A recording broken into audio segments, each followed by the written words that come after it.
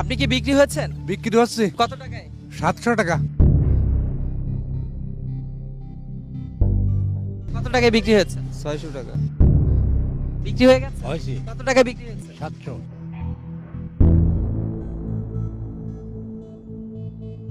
আপনি কি বিক্রি হয়েছেন? না না,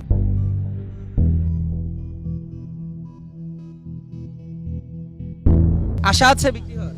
এই যে মার্কেটে যাবো মগবাজার। এখন এইখানে বিক্রি না হলে মগবাজার চলে যাবে।